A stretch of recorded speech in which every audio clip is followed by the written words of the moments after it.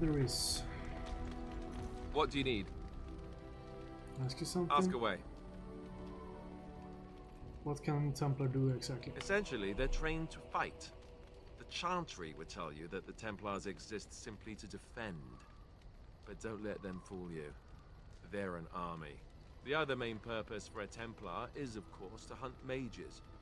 To that end, we train in talents that drain mana and disrupt spells.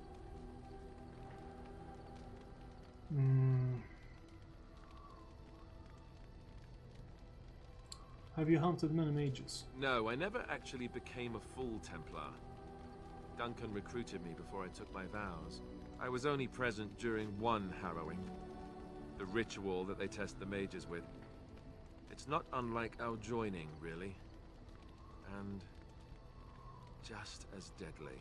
The girl they tested, she had a demon put inside her to see if she could resist.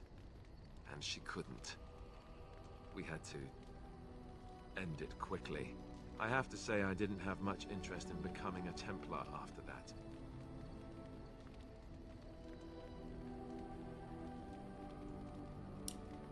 Seems like the Templars could run the Chantry. You'd think that, but it's not so. The Chantry keeps a close rein on its Templars. We are given lyrium to help develop our magical talents, you see. Which means we become addicted. And since the Chantry controls the lyrium trade with the dwarves, well, I'm sure you can put two and two together. So you were addicted to this lyrium? Thankfully, no. You only start receiving lyrium once you've taken your vows. You don't need lyrium in order to learn the Templar talents. Lyrium just makes Templars' talents more effective. Or so I was told. Maybe it doesn't even do that. The Chantry usually doesn't let their Templars get away either, so they can spread their secrets. I'm a bit of an exception. Lucky me. Lucky Alistair. What do you need? Ask away.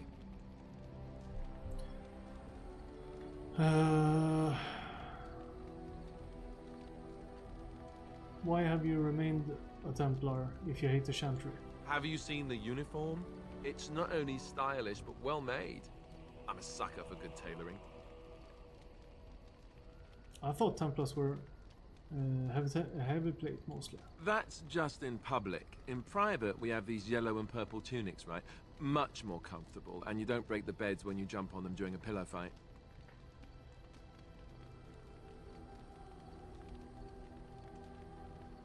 So this is where you deflect questions with humor, right? I'd use my shield if I could, but I think you might actually spot me hiding behind it. You don't really want to know about my being a Templar, do you? It's really quite boring.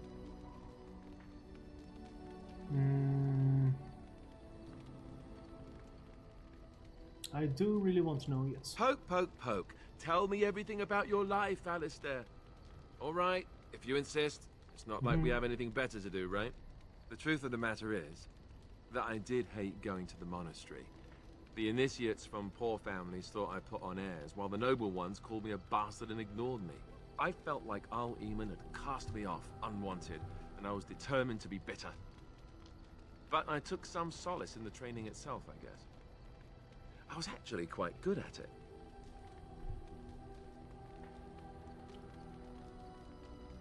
What did you enjoy about the training? The education, mostly, but also the discipline. You need to have a disciplined mind in order to use the abilities we have. It was difficult, but rewarding.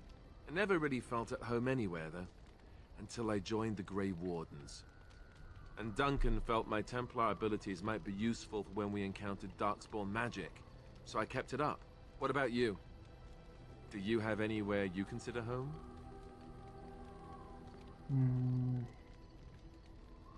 My home was taken by all Howl. Right. Stupid of me to ask. I'm sorry. We won't always be traveling like this, you know. Once the war is over, once the Blight is... well, a time will come when we'll have to think about having a real home again. Though that seems like a far ways off. And I suppose the Grey Wardens are gone for good. Either way.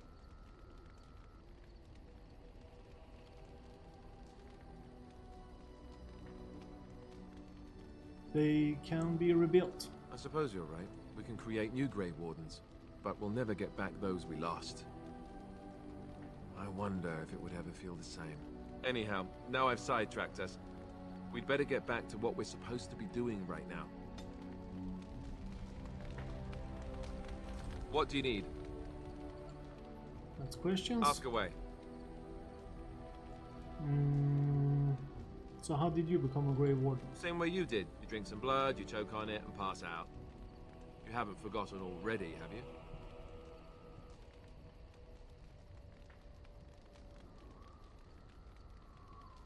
I mean, before that. Let's see. I was in the Chantry before. I trained for many years to become a Templar, in fact. That's where I learned most of my skills.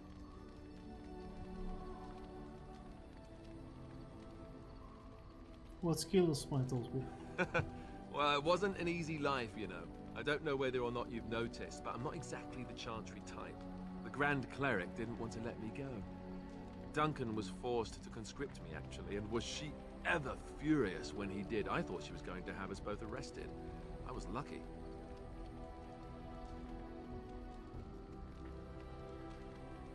Do you think this is better than being a Templar? Oh, I suppose the Chantry life is good enough for some. Here, we have the chance to fight against the Blight. To actually do some good instead of sitting in a temple somewhere. I'll always be thankful to Duncan for recruiting me.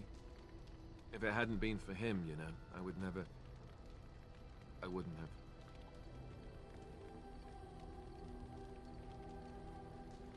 He was a good man. He was. A good man who didn't deserve his fate.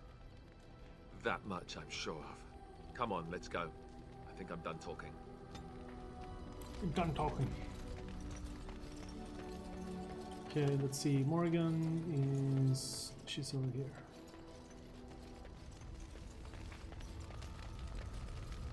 What do you wish of me? If you must.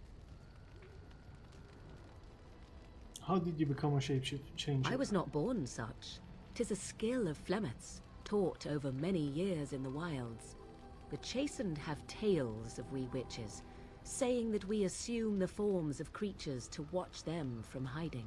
When a child is alone and separate from his tribe, that is when we strike, dragging the young boy kicking and screaming to our lair to be devoured. A most amusing legend. Amusing?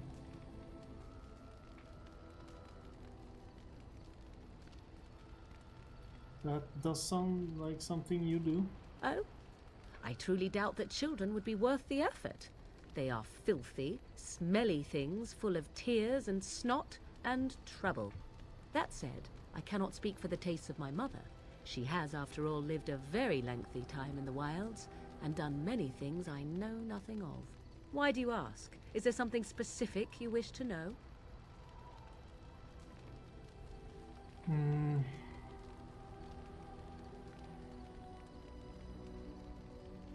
Do you spend a lot of time as an animal?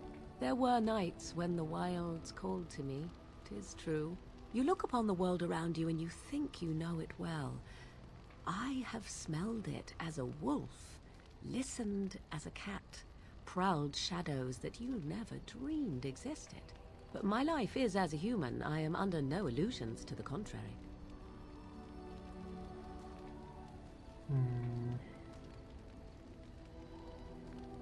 And what do other animals think of you when you changed? They do not shy away from me.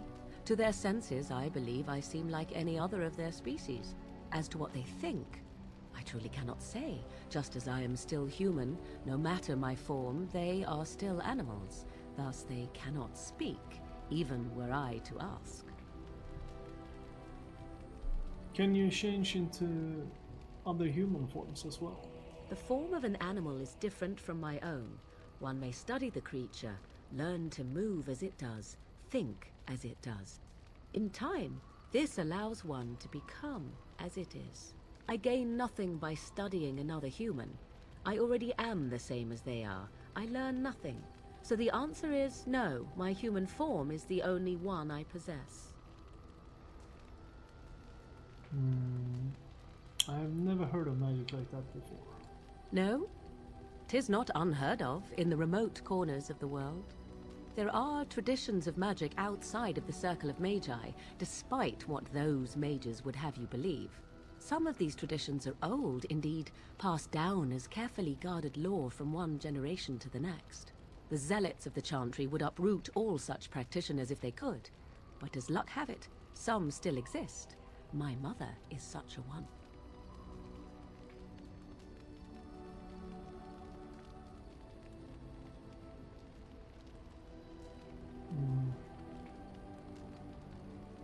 Isn't that sort of magic open to abuse? Not all apostates use the forbidden blood arts. Maleficarum do, but to condemn all who do not fall under the circle's thrall for the sake of what might be is a dangerous path to walk. There are those who look on the word apostate as meaning freedom. That's all I wanted to ask. Indeed. Have you an opinion on my abilities, then? Am I an unnatural abomination to be put to the torch?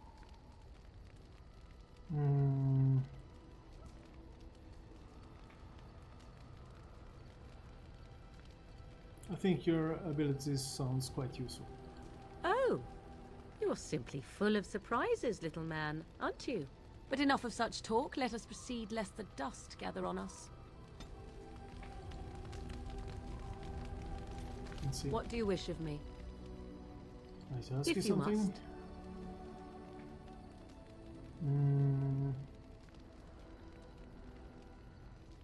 Have you ever been haunted by the chantry? You are very cute to ask so many questions. And you are cute when you are evasive. Really? Perhaps we should be wrapped in ribbons and adorned with flowers. So cute are we, too. My mother has been hunted from time to time, yes, by Templar fools like Alistair, which should tell you how successful they generally were. Flemeth made a bit of a game of it, in fact. The Templars would come again, and she would look at me and smile and say that the fun was to begin once more. You really had no trouble with them. I am unsure.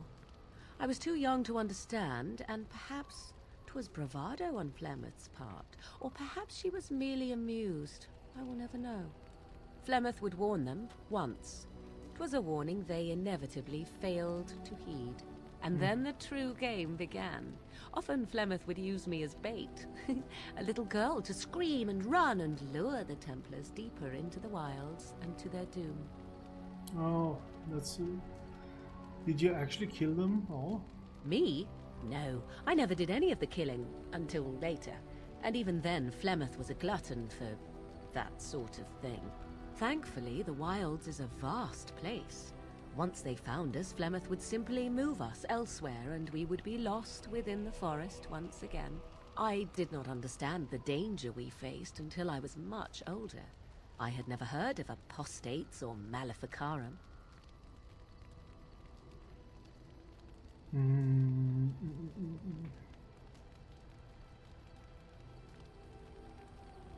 Did you regret hunting any of those men at all? Would they have regretted hurting me? I was a young child. Yet do you think they would not have gleefully held my head aloft as a trophy? There are no trials for apostates, no prisons, no mercy. There are only absolutes, so only survival matters. If the wilds have taught me anything, 'tis this. First, you must survive. Do you disagree?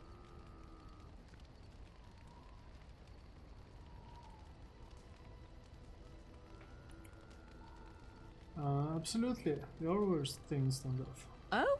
I would ask what exactly, but I'm certain that would be a lengthy conversation, and suddenly I grow very weary. Enough of this talk. Let us return to the task at hand. Oh no. Morgan. What do you wish of me? If you must. Never mind. Well, bad standing. What can you do?